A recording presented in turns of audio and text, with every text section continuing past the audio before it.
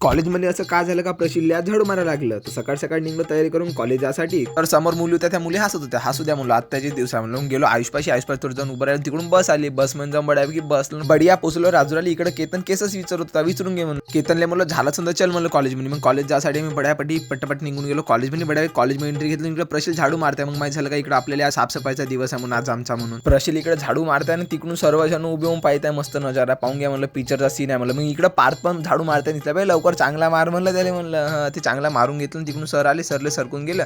मग आम्ही गेलो प्रॅक्टिकल द्यासाठी. मग प्रॅक्टिकलच्या लॅबमध्ये गेलो तर प्रशिल आपल्यावर निगराणी ठेवून घे म्हणून.